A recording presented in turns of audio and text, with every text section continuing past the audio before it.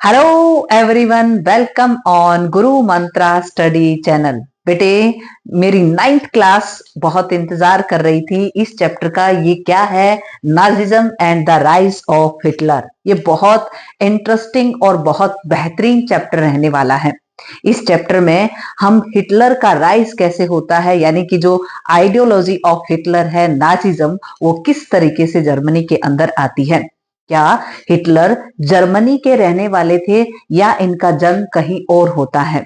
बहुत सारे ऐसे क्वेश्चंस कि जर्मनी में वीमर रिपब्लिक क्या होता था, नवंबर क्रिमिनल्स किसको कहा जाता था, ऐसे बहुत सारे क्वेश्चंस के आंसर हम लेने वाले हैं। क्या शुरुआत से ही एग्रेसिव तरीके के रहे हैं हिटलर, या कोई ऐसा कारण रहा है जिसके कारण हिटलर के मन में सेकेंड वर्ल्ड वॉर की भावना जागृत होती है? कहने का मतलब क्या है, दूर के जो देश होते थे उनके साथ ये लड़ने की कोशिश करते हैं, अपने एरिया को बढ़ाने की कोशिश करते हैं।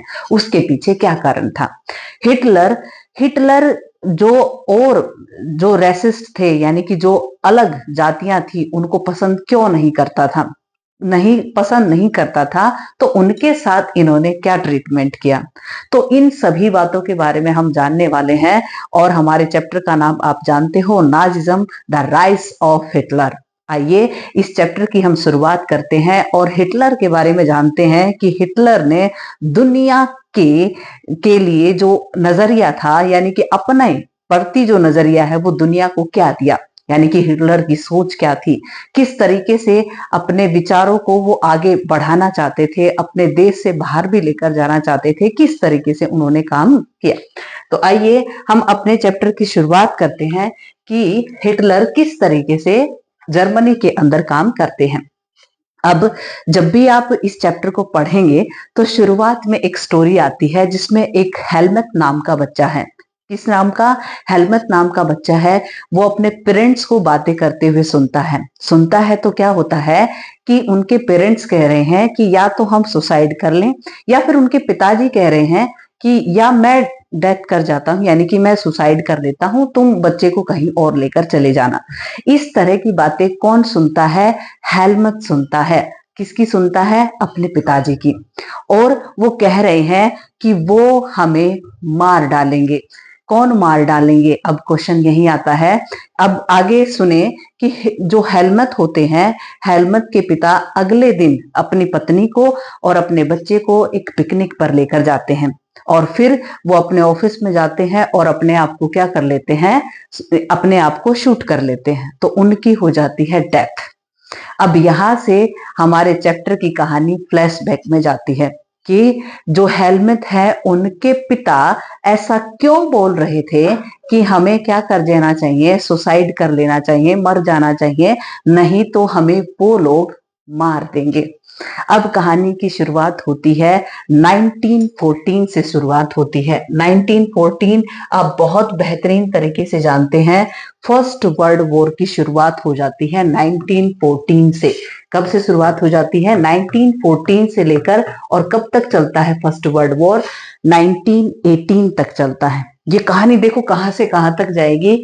ये चैप्टर 1914 से शुरुआत होकर 1945 तक जाएगा, जहां पर सेकेंड वर्ल्ड वॉर का एंड होता है। तो आइए जानते हैं कि हेलमेट के पिताजी ऐसा क्यों बोल रहे थे कि वो हमें मार डालेंगे। कौन मार डालेंगे? इस कहानी को हम यहां तक वापस लेकर आएंगे। अब हम फ्लैशबैक में चलते हैं। फर्स्ट वर्ल्ड वॉर होता है। फर्स्ट वर्ल्ड वॉर में आप अच्छे तरीके से जानते हैं, जो सेंट्रल पावर होती है, अलाइड पावर होती है, दो ग्रुप आपस में लड़ रहे होते हैं। एक कॉमन सी बात बता देती हूं कि आपस में जो ये देश लड़ते हैं उसका सबसे बड़ा कारण था ट्रेड, व्यापार। कि एक दूसरे देश आपस में जब व्यापार करते हैं तो दूसरा नहीं चाहता कि जो ट्रेड है, जिस रास्ते से मैं ट्रेड कर रहा हूं, सामने वाला भी उसी रास्ते से या उसी देश के साथ क्या करे? ट्रेड कर दे। तो इस तरीके से धीरे धीरे जो चीजें थी, झगड़ा बढ़ता चला जाता है और फर्स्ट वर्ल्ड वॉर की सिचुएशन आती है, जिसमें अलाइड पावर और सेंट्रल पावर आपस में क्या करते हैं? लड़ते हैं, जिसमें एक तरफ कुछ देश और एक तरफ कुछ देश, इस तरीके से लड़ाइयां होती हैं। तो इसमें हम शुरुआत करेंगे कि फर्स्ट वर्ल्ड वॉर होता है। फर्स्ट वर्ल्ड वॉर के बाद क्या होता है कि जो आपका जर्मनी होता है उसको युद्ध का, फर्स्ट वर्ल्ड वॉर का कारण माना जाता है कि भाई जर्मनी के कारण पूरी दुनिया को इतने बड़े नुकसान को झेलना पड़ा और एक बहुत खतरनाक ट्रीटी ही कहेंगे इसको कि जर्मनी से सब कुछ छीन लिया गया, उसके कोयला क्षेत्र छीन लिए गए, सारी चीजें ऐसे क्या है आसपास के जो कंट्रीज थे उन्होंने उनसे छीन ली जो उनके खिलाफ में जीते थे। तो देखो द फर्स्ट वर्ल्ड वॉर होता है कब से कब तक होता है, 1914 से लेकर 18 तक होता है और वर्साई पीस ट्रीटी होती है, यानी कि वर्साई की संधि होती है जिसके आधार पर जर्मनी से बहुत सारी चीजें क्या कर ली जाती हैं, छीन ली जाती हैं। उसके बाद आता है वीमर रिपब्लिक और कहां पर आता है, जर्मनी के अंदर, यानी कि एक तरह की सरकार बनती है जर्मनी के अंदर जिसको वीमर रिपब्लिक कहा जाता है। अब जर्मनी किसके आधार पर चलेगा, वीमर रिपब्लिक के आधार पर चलेगा। सिंपल सी बात है, फर्स्ट वर्ल्ड वॉर होता है उसमें कौन हारता है, उसमें जर्मनी क्या कर जाता है, हार जाता है। एक हार्श ट्रीटी उसके साथ क्या की जाती है, साइन की जाती है और क्या होता है कि जो जर्मनी के कोयला क्षेत्र या फिर क्या है आयरन के जो एरिया थे या फिर गोल्ड जो था उनसे क्या कर लिया जाता है, छीन लिया जाता है। उसके बाद धीरे धीरे जर्मनी सुधार करने की कोशिश करते हैं और क्या आता है वहां पर, वीमर रिपब्लिक आता है और एक पॉलिटिकल बॉडी के रूप में जर्मनी के अंदर वो काम करने लग जाती है। और यहाँ हिटलर की कहानी के बारे में पढ़ेंगे, अभी ये इंट्रोडक्शन चल रहा है, धीरे धीरे इन चीजों के बारे में हम जरूर पढ़ेंगे, आगे देखें। अब ये हेलमेट की कहानी मैं आपको बता चुकी हूँ कि किस तरीके से एक छोटा सा बच्चा अपने पेरेंट्स की बातों को सुनता है और उनके पेरेंट्स क्या कह रहे हैं कि वो हमें मार डालेंगे। इसका आंसर आपको मिलेगा। देखें कि हेलमेट अपने माता पिता की जो बातें हैं उनको सुनता है तो ये कहानी फ्लैशबैक में जाती है। फ्लैशबैक में जाती है तो फर्स्ट वर्ल्ड वॉर कब से कब तक होता है, 1914 से लेकर 18 तक होता है। इसमें दो ग्रुप आपस में लड़ते हैं, सेंट्रल पावर और क्या है, अलाइज पावर इसमें लड़ते हैं। बहुत ध्यान से सुनना, अब यहां से हमारे चैप्टर की शुरुआत होती है जो कि हेलमेट की कहानी तक आएगी। Germany made initial gain by the occupying France and the Berlin. ये कह रहे हैं कि जो जर्मनी है, जर्मनी के हिस्सों को क्या है, छीन लिया गया। किसने छीन लिया, जैसे आपका ये है फ्रांस वाले इलाके जो आसपास जो दूसरे खेमे में लड़ रहे थे उन्होंने इनसे क्या कर लिया, छीन लिया। However, the allies strengthened by the US entry in the 1917 और 1917 में कौन एंटर कर जाता है फर्स्ट वर्ल्ड वॉर के अंदर, देखो इसी के बीच का टाइम है।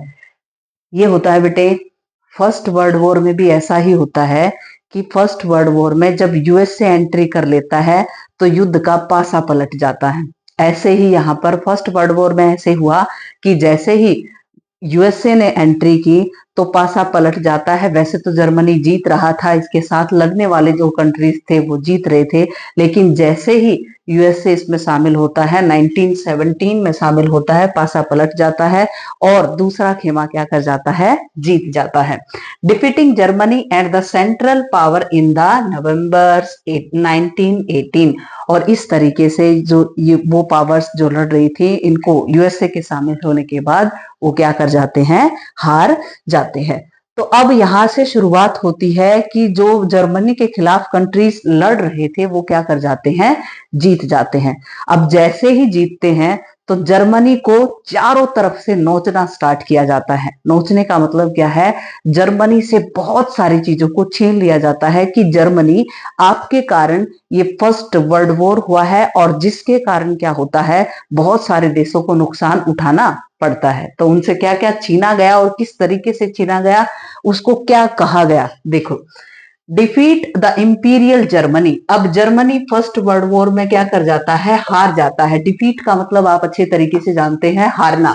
तो जर्मनी हार जाता है और अब देखो वीमर रिपब्लिक वहां पर आता है, लेकिन बहुत अच्छा प्रभाव वीमर रिपब्लिक अपना नहीं दे पाता है। फिर इसके बाद होती है एक ट्रीटी, बहुत इंपॉर्टेंट है, आप इसको याद रखेंगे कि फर्स्ट वर्ल्ड वॉर के बाद कौन सी ट्रीटी साइन की गई थी। तो इस ट्रीटी का नाम क्या था? Versailles treaty. आप साथ में बोलेंगे तो बहुत बेहतरीन रहेगा।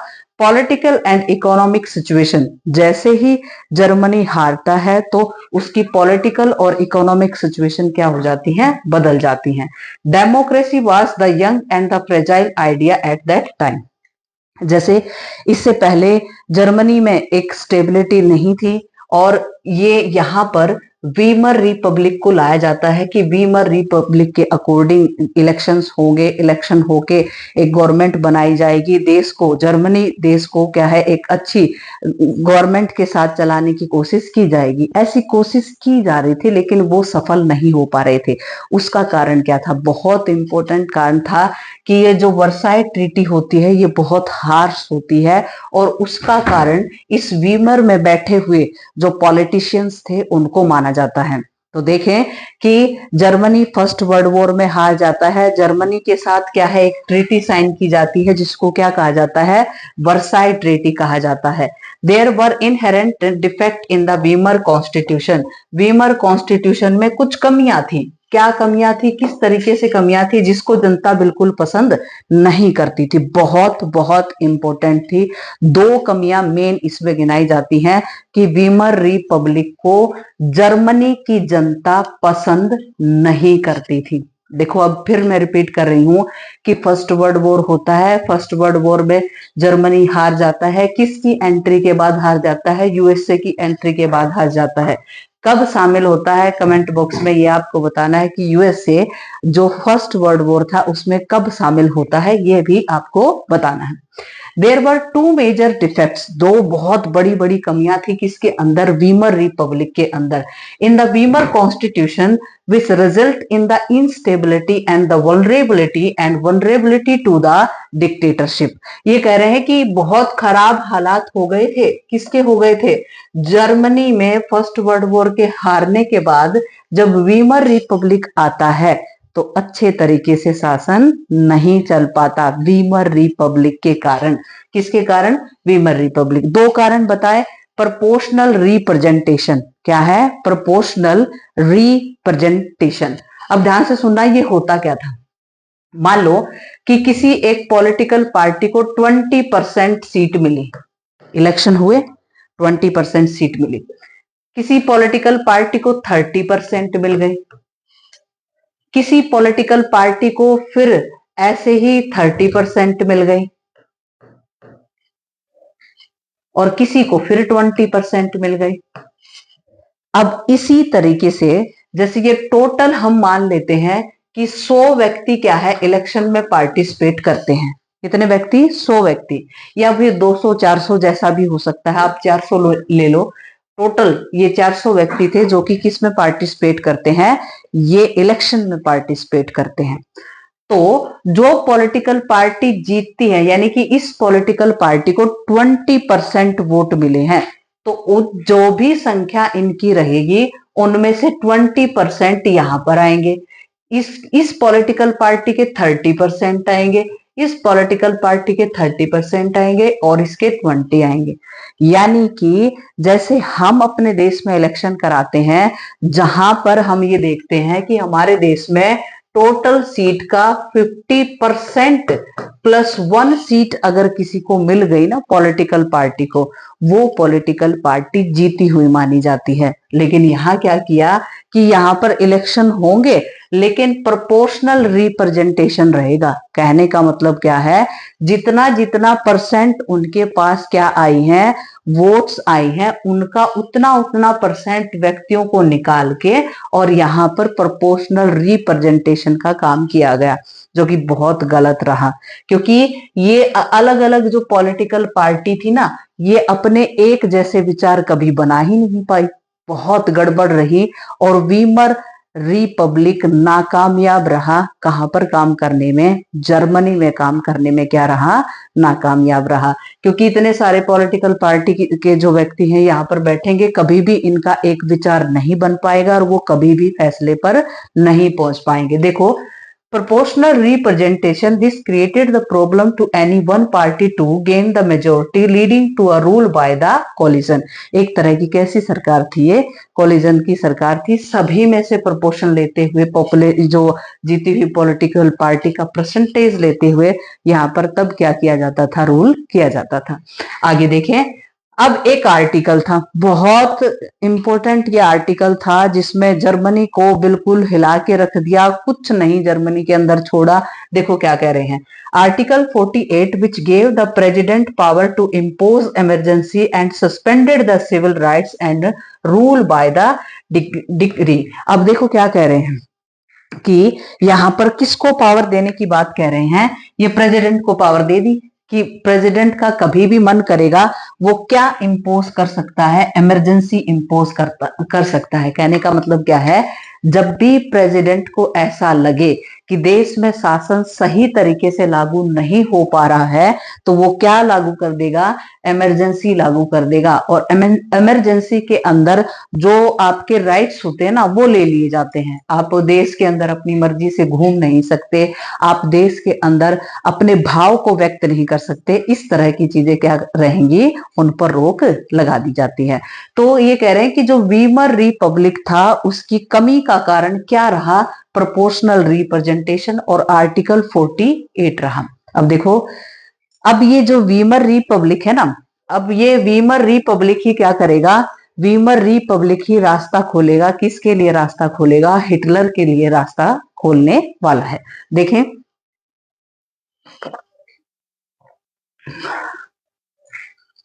Weimar Republic dissolved about the 20 times by the president within span of the 239 days. कहने का मतलब क्या है?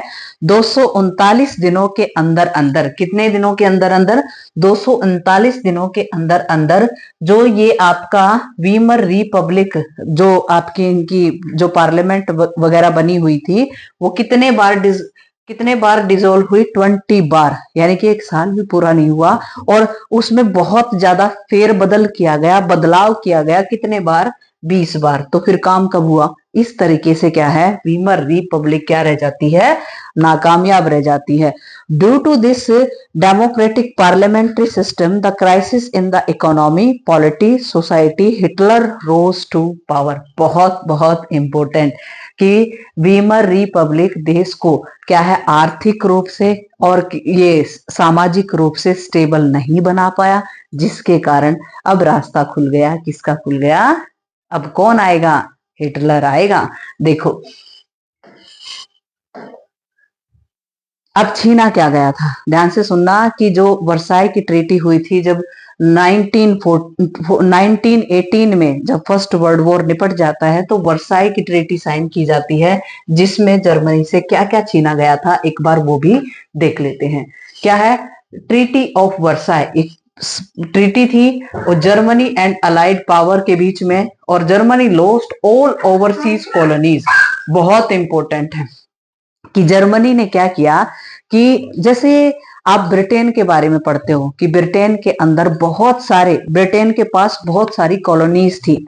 अकेला ब्रिटेन के अंदर रूल नहीं चल रहा था। क्या था कि आप जो ओवरसीज कॉलोनीज थी ना, जैसे जिस तरीके से ब्रिटेन ने इंडिया के अंदर कॉलोनी बना रखी थी, बाकी बहुत सारे देशों में कॉलोनीज एस्टैब्लिश कर रखी थी, इसी तरीके से जर्मनी के पास भी बहुत सारी क्या थी? कॉलोनीज थी। तो उन कॉलोनीज को छीन लिया गया, पहली बात। अब क्या है? अ 10th ऑफ इट्स पॉपुलेशन, इसकी पॉपुलेशन का 10% क्या है? दूसरे देशों में चला गया। कहने का मतलब क्या है? टेरिटरी को एक्वायर कर लिया गया, जिसके कारण वो पॉपुलेशन उसी एरिया में चली गई। तो पॉपुलेशन कितना? 10%। पॉपुलेशन जाने से नुकसान क्या होता है? पॉपुलेशन ह्यूमन कैपिटल होती है बेटे किसी भी देश की। अगर अच्छी हट्टी कट्टी पॉपुलेशन है, अगर वो दूसरे देश में चली जाएगी, तो वहीं पर वो क्या करेगी? काम करेगी तो वहां पर प्रोडक्शन करेगी तो जीडीपी में ग्रोथ करेगी। तो बहुत इंपॉर्टेंट था। अब 13% ऑफ इट्स टेरिटरी, और 13% इसका जो क्षेत्र था वो भी छीन लिया गया। किससे छीना गया? जर्मनी से छीना गया। जो बाकी दूसरे इनके खिलाफ जो खेमा लड़ रहा था, उन्होंने इनसे छीन लिया। 26% इट्स कोल माइन, 26% इसकी कोल माइन आ सकता है 1 मार्क्स में, बहुत ध्यान से सुनना। 75% इट्स आयरन और माइन, ये इनको छीन लिया गया और ये किसको दे दी गई, ये फ्रांस को दे दी गई। पोलैंड, डेनमार्क एंड लिथुआनिया, इन सभी को आपस में इनको बांट दिया गया। To weaken its power the allied power demilitarise the Germany, और ये कह दिया गया अब के बाद, यानी कि फर्स्ट वर्ल्ड वॉर के बाद जर्मनी अपने देश में क्या नहीं रखेगा, क्या नहीं रखेगा, आर्मी नहीं रखेगा। जो देश की सबसे बड़ी स्ट्रेंथ होती है उसको रखने का प्रोविजन नहीं दिया गया।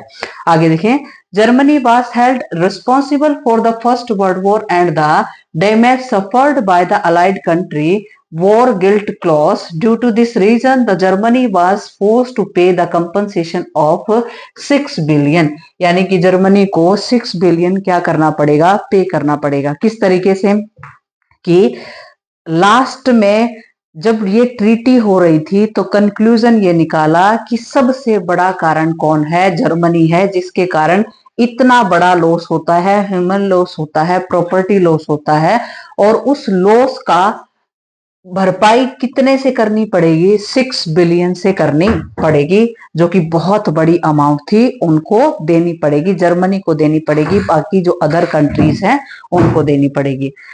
Resource the Rhineland of Germany was occupied by the allied आर्मीज, और ऐसे राइनलैंड का जो हिस्सा था उसको भी क्या कर लिया गया, छीन लिया गया। बहुत इंपॉर्टेंट पेज है, इसको अच्छे तरीके से नोट डाउन कर लेना, यहां से आपका क्वेश्चन आ सकता है कि वर्साई ट्रीटी का इम्पैक्ट क्या रहा। जर्मनी लॉस्ट इस ओवरसीज कॉलोनीज, ये 26% कोल माइन, 75% आयरन माइंस, और डीमिलिटराइज इसको कर दिया गया था। वॉर गिल्ट इसको माना गया था कि जर्मनी के कारण सब कुछ हुआ था, और राइनलैंड वाले हिस्से को क्या कर लिया गया था, छीन लिया गया था। तो ये आपसे पूछ सकता है what was the impact of the Versailles treaty on Germany, इस तरीके से आपसे क्वेश्चन पूछा जा सकता है। अब आ जाए effect of the first world war on Germany. ये तो था ही कि सबसे बुरा प्रभाव, अब सबसे ज्यादा जो उछलेगा, आगे बढ़ेगा, अलग अलग देशों को छेड़ने की कोशिश करेगा, उनको हराने की कोशिश करेगा, उनके एरिया को छीनने की कोशिश करेगा, तो नुकसान भी तो उन्हीं को होगा। तो ऐसा ही किसके साथ हुआ, जर्मनी के साथ हुआ। जर्मनी ने क्या है, अपने ओवर कॉन्फिडेंस के कारण बहुत सारी चीजों को खो दिया। देखो क्या खोया, सोशल इफेक्ट। सोशल इफेक्ट क्या हुआ कि सामाजिक प्रभाव जो होता है जर्मनी पर कैसे पड़ा। देखें, due to the harsh impact of the war soldier were place above the civilian. ये कह रहे हैं कि जो आपका ये वॉर होता है तो उसमें क्या है, जो ये जो सोल्जर्स होते थे उनको एक ग्लोरीफाई लाइफ के रूप में दिखाया गया कि सोल्जर देश के अंदर सबसे ऊपर होते हैं।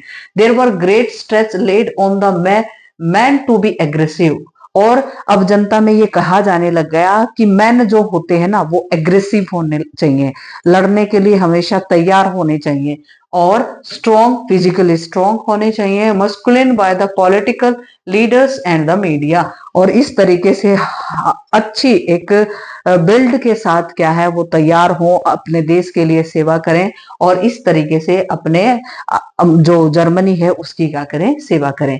Aggressive war propaganda and the nation honour result in the popular support to the conservative dictatorship. और इस तरीके से जो एग्रेसिव मेथड अपनाते हुए जो कंजर्वेटिव्स होते थे, जो पुराने विचारों को धारण करने वाले होते थे, वो अब क्या करें, डिक्टेटरशिप को ऑन करें, यानी कि डिक्टेटरशिप लेकर आए, अपने आप को इतना मजबूत बनाए कि बाहर से कोई ऐसा देश ना आए कि वो हमारे पर क्या कर पाए, अटैक कर पाए या फिर हमें हरा पाए।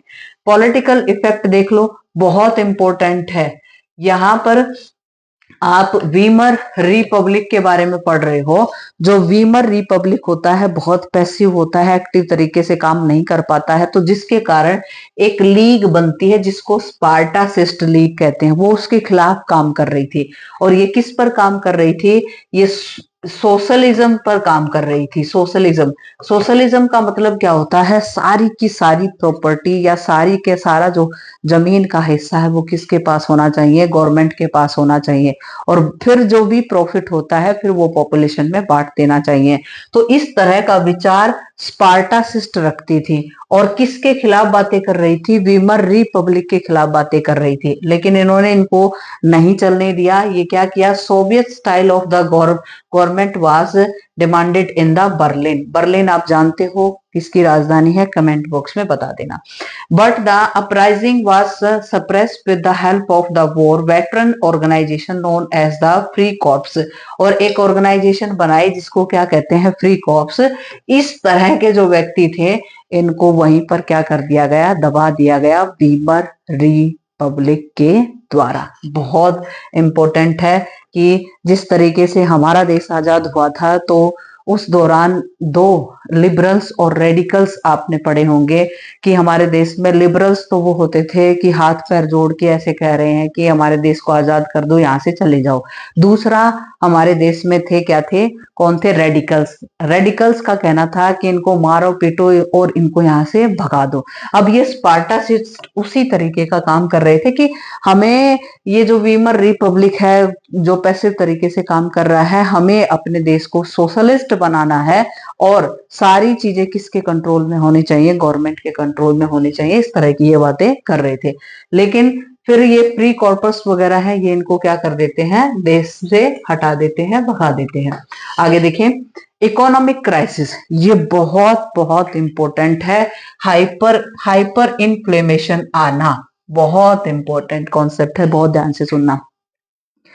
जैसे बहुत बार हम ये सोचते हैं कि हमारी सोसाइटी के अंदर जो गरीब कम्युनिटी है उनके पास, बेचारों के पास पैसा नहीं है। गवर्नमेंट को ऐसा कर देना चाहिए कि बहुत सारे पैसे प्रिंट कर दे और पूरी पॉपुलेशन के अंदर पैसों को क्या कर दे? बांट दे, जो कि बहुत अच्छा रहेगा। हम ऐसा सोचते हैं। अब यहाँ पर भी जर्मनी के पास रिसोर्स रहे ही नहीं। जर्मनी के पास कोयला नहीं था, जर्मनी के पास आयरन नहीं था, जर्मनी की टेरिटरी इनसे छीन ली गई थी, इनकी पॉपुलेशन इनसे चली गई थी। तो अब जर्मनी के पास कुछ नहीं था तो गवर्नमेंट ने सोचा कि हम क्या करेंगे? हम बहुत सारा जो पैसा है उसको प्रिंट कर लेंगे। प्रिंट किया इन्होंने और प्रिंट करने के बाद उसका रिजल्ट क्या रहा कि आप 1 kg आप टमाटर लेने जा रहे हो या फिर आप आलू लेने जा रहे हो तो वो बैग भर के क्या लेने जा रहे हैं? सब्जियां खरीदने लेने जा रहे हैं। तो इसी को क्या कहते हैं? हाइपर इन्फ्लेमेशन कहते हैं। कहने का मतलब वहां पर जो पैसा था उसकी कीमत क्या हो गई? गिर गई या फिर कम हो गई। इतने पैसे छप गए थे कि सड़कों पर, रोड पर ऐसे बिखरे बिखरे घूम रहे थे और जर्मनी की कंडीशन बहुत ज्यादा खराब हो जाती है। इसी बीच एंट्री करता है, कौन करता है? हिटलर करता है। देखो क्या कहेंगे, Germany for the first world war mainly on the loans, यानी कि जर्मनी ने फर्स्ट वर्ल्ड वॉर किस आधार पर लड़ा था? पैसे लिए थे, लोन लिए था। और किससे लिया था? अमेरिका से लिया था। Later had to repay it on in gold, और वापस उसको किस रूप में देना था? गोल्ड के रूप में देना था। यानी कि जो दूसरा देश है, दूसरे देश से उन्होंने लोन लिया और वो उसको पे वापस किस रूप में करना था? गोल्ड के रूप में। This result in the depletion of the gold reserves, और इनके जो गोल्ड के रिजर्व्स थे वो क्या हो गए? खत्म हो गए। किसके? जर्मनी वाले। आगे देखें, as the Germany refuse to pay the loan in 1923, जो भी बच गया था लोन उसको 1923 में देने से मना कर दिया कि हमारे पास है ही नहीं। अब जिसके पास पैसा, किसी ने लोन ले लिया और वो क्या है? पैसे कमा ही नहीं पा रहा है तो वो लोन वापस रिपे कैसे करेगा? तो ऐसा ही जर्मनी के साथ हुआ। उनके पास रिसोर्स थे नहीं तो वो उसको क्या नहीं कर पाए? रिपे नहीं कर पाए तो 1923 में इन्होंने क्लियर कट कर दिया कि हम अब रिपे नहीं करेंगे। आगे देखें, in France and occupied it's leading industrial area Ruhr, और जिसके कारण नहीं दे पाए तो रूहर का क्षेत्र क्या है? फ्रांस ने इनसे क्या कर लिया? छीन लिया। कब छीन लिया? 1923 में। इन्होंने कहा कि हम नहीं देंगे। यूएसए से भी लिया था, फ्रांस से भी लिया था, नहीं देंगे तो जबरदस्ती इनका हिस्सा क्या कर लिया? छीन लिया। Germany began the printing paper currency recklessly. अब ये क्या किया? वही बात जो अंधाधुन बहुत सारे क्या कर दिए? जो करेंसी है उसको छाप दिया। किसने छाप दिया? जर्मनी ने छापा। And its result in over the circulation of the paper currency due to the which value of the Germany mark fail.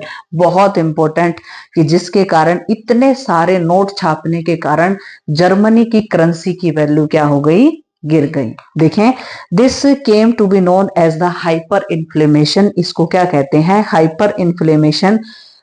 A situation when the prices go phenomenally high, यानी कि ऐसी सिचुएशन जिसमें क्या है, एक नाटकीय रूप से बहुत अलग तरीके से क्या हो जाता है, जो पैसा है या फिर जो करेंसी होती है उसकी कीमत क्या हो जाती है?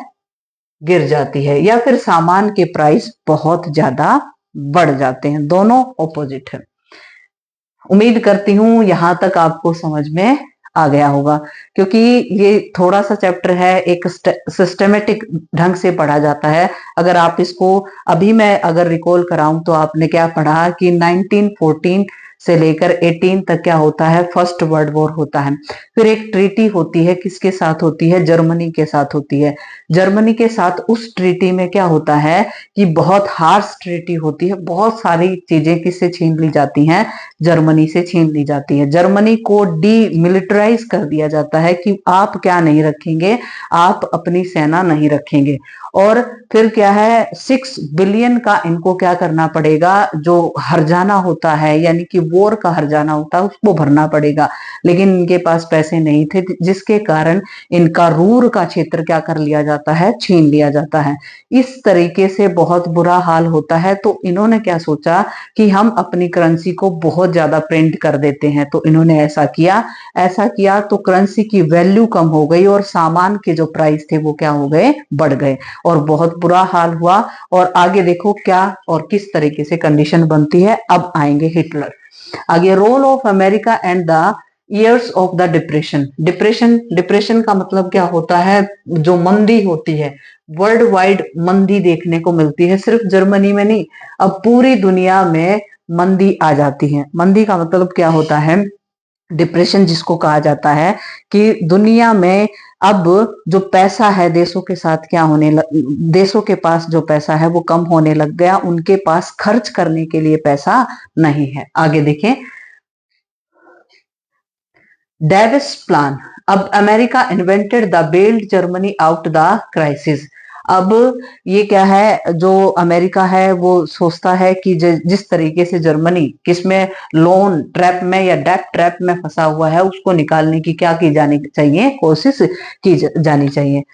Germany investment and the industrial recovery were totally dependent on the short-term loan and largely from the USA। और इस काम में हेल्प कौन करता है कि यूएसए इनको बहुत सारा पैसा लोन पर दे देता है ताकि जर्मनी अपने आप को उस हालात से क्या कर सके? निकाल सके। ये पैसे कमाने के चक्कर में थे, लेकिन इनका उल्टा हुआ कि ये पैसे कहां से कमाएंगे? अब ये जो यूएसए है वो क्या हो जाता है, ये खुद जो लोन नहीं दे पाती, यानी कि जिन देशों को इन्होंने लोन दिया था अब वो रिपे होकर इनके पास नहीं आ रहा है, तो इनके हालात भी क्या हो जाएंगे? खराब हो जाएंगे।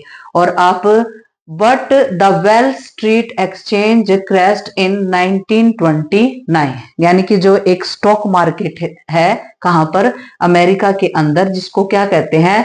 वॉल स्ट्रीट एक्सचेंज कहते हैं, वो क्रैश हो गया, खत्म हो गया। कहने का मतलब क्या है कि यहाँ पर यूएसए के अंदर जितना भी पैसा, यहाँ पर वॉल स्ट्रीट एक्सचेंज में एक शेयर मार्केट होती है, उसमें पैसा लगा रखा था, सारा का सारा पैसा जो पॉपुलेशन, जो जनसंख्या थी, उसने विड्रॉ कर लिया और एकदम से शेयर मार्केट इनकी क्या हो गई? गिर गई, क्रैश हो गई, जिसके कारण बहुत बड़ा डिप्रेशन वहां पर देखने को मिला। यानी कि मार्केट से पैसा ही निकल गया। पैसा निकल जाएगा तो जो एक्सचेंज ऑफ जो मनी होता है, इधर से उधर जो पैसा फ्लो होता रहता है, वो नहीं हुआ, तो जिसके कारण उसी को क्या कहा जाता है? डिप्रेशन कहा जाता है। Industrial production was reduce to the 40%। जो इंडस्ट्री का प्रोडक्शन था वो कितना परसेंट कम हो गया? 40% कम हो गया। क्यों? पैसे का फ्लो क्या हो गया? रुक गया। The number of the unemployed touched and the unprecedented 6 million. और ये कह रहे हैं कि जो क्या है अनएम्प्लॉयड व्यक्ति थे उनकी संख्या अब कितनी हो गई, और बढ़ गई। कहने का मतलब बहुत सारे व्यक्तियों की जो जॉब थी, नौकरियां थी, वो क्या हो गई, छूट गई। Sections of society filled with the fear of the proletarianisation and anxiety of being reduced to be the rank of the working class or worse still the unemployed। बहुत इंपॉर्टेंट ये जो शब्द है, ये क्या कहना चाह रहा है कि आज आप जिस पोजीशन पर हो, मान लो आप 1 लाख जो आप पेमेंट आपको मिल रही है किसी भी काम के लिए, अगर वो आपकी घटकर आपकी 50 क्या है 1000 हो जाए, तो आपको लॉस हो गया, कितने परसेंट का लॉस हो गया, 50% का लॉस हो गया। तो इस तरीके से जो पॉपुलेशन होती थी, अब वो क्या कर रही थी, नुकसान में थी। कहने का मतलब जिस पोजीशन पर वो पहले थी, अब उस पोजीशन से क्या आ रही थी, नीचे आ रही थी। तो बहुत बुरा हाल हो गया था। यूएसए या जर्मनी या फिर फ्रांस है, इन सभी कंट्रीज का बहुत बुरा हाल हो गया था 1929 की डिप्रेशन के कारण। आगे देखें, the large mass of the peasantry was affected by the sharp fall in the agriculture. और पीजेंट्री कौन होते हैं, जो किसान होते हैं, वो बहुत ज्यादा कमी आ गई थी किसमें, एग्रीकल्चरल जो प्रोडक्शन होता था उसमें बहुत ज्यादा कमी आ गई थी।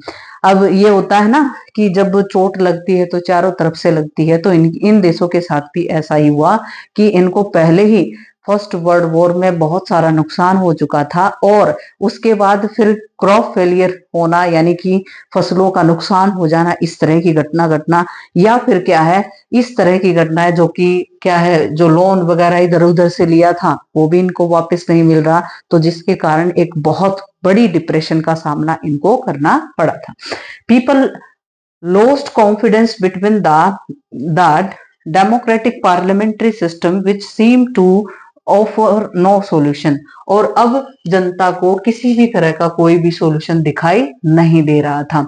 बहुत इंपॉर्टेंट, यहां से आपके चैप्टर की शुरुआत, जो आप हिटलर के बारे में पढ़ना चाहते थे, अब यहां से शुरुआत इनकी होती है। देखें,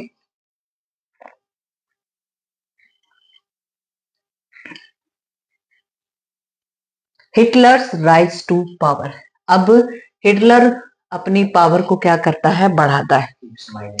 एक नॉर्मल इंसान की तरह ये अपने जीवन की शुरुआत करते हैं, और ये आप कभी भी ना सोचें कि ये कहाँ के रहने वाले थे, ये जर्मनी के रहने वाले थे, नहीं। ये कहाँ के थे, इनका जन्म जो होता है वो कहाँ होता है, ऑस्ट्रिया के अंदर होता है। यूरोपियन कंट्री है, और कब इनका जन्म होता है, 1889 में इनका जन्म होता है। ये शुरुआत में एज ए सोल्जर की तरह कुछ दिन काम करते हैं, और इन्होंने किसके बारे में सुना था, वर्साई की ट्रीटी के बारे में सुना था कि जर्मनी, क्योंकि है ना, जो ऑस्ट्रिया है ये पहले पुराने टाइम में जर्मनी का ही हिस्सा होता था, तो जिसके कारण अब बहुत ज्यादा अटैचमेंट थी किसके साथ, जर्मनी के साथ। जैसे ही वर्साई की ट्रीटी होती है, इनको बहुत हर्ट करती है, और ये अपने मन में ठानते हैं कि एक न एक दिन मैं जर्मनी को दोबारा से क्या करूंगा, यूनिफाई करूंगा। जो भी हिस्से इनसे छीने गए हैं, जो क्षेत्र छीने गए हैं, इनको फिर मैं वापस लेने वाला हूं। तो कहाँ के रहने वाले थे, यानी कि इनका जन्म कहाँ हुआ था, ऑस्ट्रिया के अंदर हुआ था, 1889 में हुआ था। German defeat the horrified him and Versailles treaty made him furious. Furious का मतलब खूंखार बना देना, कि इनको इतना ज्यादा गुस्सा था कि कुछ कर नहीं पाए उस टाइम पे, लेकिन मन में ये था कि आगे चलकर मुझे क्या लेना है, ये जो अदर कंट्रीज हैं इनके साथ बदला, जैसे फ्रांस है, यूएसए है, इन सभी देशों के साथ क्या करना है, बदला लेना है। He join the small group called the German workers party. बहुत इंपॉर्टेंट, शुरुआत में इन्होंने एक पार्टी थी जिसका नाम क्या था, जर्मन वर्कर्स पार्टी थी, इसको ज्वाइन किया। रीनेम्ड द सोशल, अब उसका नाम बदल के कुछ समय के बाद क्या कर दिया गया था, national socialist German worker party कर दिया था। आगे, in 1923 Hitler plan to seize the control of the Bavaria. अब ये क्या है, थोड़ी सी पावर गेन कर लेते हैं, थोड़ा सा कॉन्फिडेंस इनके अंदर आता है, और ये बवेरिया नाम की जगह पर क्या है अटैक कर देते हैं, लेकिन वहां पर ये हार जाते हैं। हारने के बाद इनको जेल में डाल दिया जाता है। जेल से फिर कुछ समय के बाद वापस आते हैं और इसी तरह की एक्टिविटी में फिर दोबारा शामिल हो जाते हैं। देखो क्या, He failed, was arrested, tried to the treason and later released। ये कह रहे हैं कि जो बवेरिया वाला इलाका था 1923 में, इनको क्या कर लिया जाता है, ये यहाँ पर हार जाते हैं और हारने के बाद इनको अरेस्ट कर लिया जाता है। अरेस्ट के बाद जेल में के बाद फिर ये वापस जेल से बाहर आते हैं। It was during the great depression that Nazism become a mass movement. यानी कि जो 1929 का हमने ग्रेट डिप्रेशन का जो टाइम पढ़ा है ना, वो ग्रेट डिप्रेशन के टाइम में अब ये धीरे धीरे क्या होने लग गए थे, फेमस होने लग गए थे। 23 में फेल हो गए थे, लेकिन जेल से बाहर निकलने के बाद जब आगे 1929 का टाइम आता है तो जर्मनी की जनता अब इनको पसंद करने लग गई थी, क्योंकि ये क्या करते थे कि जो वीमर रिपब्लिक था वो अपना काम ढंग से नहीं कर पा रहा था। ग्रेट डिप्रेशन को तो ये बिल्कुल भी नहीं झेल पा रहे थे। तो इन्होंने अपनी जो पार्टी बनाई थी ना, अब वो पार्टी क्या कर रही थी, लुभाने का काम कर रही थी। किसको? कि जर्मनी की जो जनता थी उसको ये इम्प्रेस करने की कोशिश की जा रही थी कि अब मैं आ गया हूं, अब मैं जर्मनी का क्या करूंगा, सुधार करूंगा, आप मेरा विश्वास करें। इस तरह की बातें कौन कर रहे थे? हिटलर कर रहे थे। देखो, by the 1932 it had become the largest party with the 37% voters। और मैंने बताया था यहाँ पर प्रोपोर्शनल क्या होता था, पार्लियामेंट देखी जाती थी जिसमें अलग अलग पॉलिटिकल पार्टी से व्यक्ति आते थे और एक पार्लियामेंट का निर्माण करते थे। हम पढ़ चुके हैं इसके बारे में। तो इलेक्शन में ये पार्टिसिपेट करते हैं और 37 जो कि काफी बड़ा परसेंटेज था, उसमें ये क्या कर जाते हैं, जीत जाते, जो कि बहुत इंपॉर्टेंट है। अब देखें, ये बनेगा चांसलर। कहाँ का चांसलर बनेगा? जर्मनी का चांसलर, जो कि जर्मनी के अंदर सबसे बड़ी पोस्ट मानी जाने वाली थी, उस पोस्ट पर आकर बैठ जाएंगे। कौन? आपके हिटलर। देखो, डिस्ट्रक्शन ऑफ डेमोक्रेसी। अब है ना, जो डेमोक्रेसी चली हुई थी, जैसे तैसे चली हुई थी, जैसी भी डेमोक्रेसी थी, उस डेमोक्रेसी को अब ये क्या कर देंगे, खत्म कर देंगे। अब 30 जनवरी 1933 और इनको अब क्या बना दिया जाता है, चांसलर बना दिया जाता है। कब बना दिया जाता है? 30 जनवरी। 1 मार्क्स में आ सकता है, बहुत ध्यान से देखना। Hitler set out to dismantle the structure of the democratic rules. जिस तरीके से पार्लियामेंट में अलग अलग जो पॉलिटिकल हिस्से होते थे, अलग अलग लोग आकर पार्लियामेंट के अंदर जो बैठते थे, अब उसको ये क्या करने वाले हैं, डिसमिस करने वाले हैं। कि हो गया, फुटबॉल बनाया, किसका बनाया? डेमोक्रेसी का, और उड़ा दिया। अब क्या आएगा? डिक्टेटरशिप आएगा कि मैं हूं वन मैन वन आर्मी और 1 person to rule on the country, कि एक देश पर सिर्फ एक ही इंसान क्या करेगा, रूल करेगा। अब देखिए क्या किया इन्होंने। अब जैसे ही ये चांसलर बनते हैं ना, तो fire decree of 28 February 1933 in definitely suspended the civic rights like the freedom of speech. अब है ना, एक रूल लागू किया कि किसी को भी अपने मन से कुछ भी बोलने का अधिकार नहीं है। प्रेस जो होगी, जो प्रिंटिंग प्रेस होगी, वो मेरे मन के अनुसार चीजों को क्या करेगी, प्रिंट करेगी। और assembly that had been the guaranteed by the Weimar constitution. और ये जो चीजें हैं, वीमर कॉन्स्टिट्यूशन ने जो असेंबली बनाई है, उसको मैं नहीं मानता। कहने का मतलब क्या है, इससे पहले कई सारे जो अलग अलग पॉलिटिकल पार्टी से इकट्ठा होकर जिस पार्लियामेंट को चलाया जाता था, आज वो पार्लियामेंट क्या हो गई है, खत्म हो गई है। तो इस तरीके से हिटलर ने सभी के राइट्स को छीन लिया और अपने पास रिजर्व कर लिया कि ये किसी को भी राइट्स नहीं है कि जो कोई भी मेरे खिलाफ बोले। किसके खिलाफ बोले? हिटलर के खिलाफ बोले। और डेमोक्रेसी को तो ऐसे उड़ा दिया जैसे कभी डेमोक्रेसी जर्मनी के अंदर थी ही नहीं। अब क्या आएगा? The repression of the communist 3 March 1933, the famous Enabling Act was passed. This act was established the dictatorship in Germany. बहुत इंपॉर्टेंट एक एक्ट लेकर आया, इनेबलिंग एक्ट, कि किसी का कोई भी रूल मेरे सिवा किसी का इस देश में कोई रूल नहीं है, सबके नियमों को क्या करता हूं मैं, इनेबल करता हूं, अयोग्य करता हूं, और एक ही व्यक्ति का रूल चलेगा, जो कौन है, हिटलर है। देखें, स्पेशल सर्विलांस बहुत इंपॉर्टेंट है ये शब्द। सर्विलांस का मतलब क्या होता है, जो हमेशा ऑब्जर्वेशन रखने वाला व्यक्ति होता है, देख रेख करने वाला व्यक्ति होता है, परखने वाला व्यक्ति होता है। तो ऐसी सर्विलांस इन्होंने कुछ है ग्रुप बनाए, जिसको क्या कहते थे, surveillance and the security force were created to control and order society in way that the Nazi wanted. Nazi का मतलब जैसे हिटलर चाहता था, उसी तरीके की क्या बनाई, एक फौज तैयार कर दी, कि भाई मेरी तरफ से मैं आपको जॉब दे रहा हूं कि कोई भी अगर मेरे खिलाफ कोई बोलता हुआ, प्रेस में कुछ छापता हुआ, या फिर कोई असेंबली में, मेरी असेंबली में भी अगर कोई बैठा है और मेरे खिलाफ बातें कर रहा है, तो आपको बतानी है, हम उसको क्या देंगे, सजा देंगे। स्टॉर्म ट्रूपर्स एट द गेस्टेपो, ये पुलिस के नाम है, जो सीक्रेट पुलिस होती थी उनके नाम है, उनको अपॉइंट कर दिया गया, और इन्होंने कहा कि आप आकर मुझे बताएं कि किस तरीके की जो घटनाएं हैं मेरे खिलाफ क्या हो रही हैं, इस तरीके से परफॉर्म की जा रही हैं। इस तरीके से बेटे जो हिटलर हैं, वो बहुत सारी जो सीक्रेट पुलिस है उनको अपॉइंट करते हैं कि मेरे खिलाफ कोई भी नहीं बोलना चाहिए। तो ऐसे बांधने का काम किया, किसने बांधने का काम किया, हिटलर ने अपनी जर्मनी की पॉपुलेशन को बांधने का काम किया।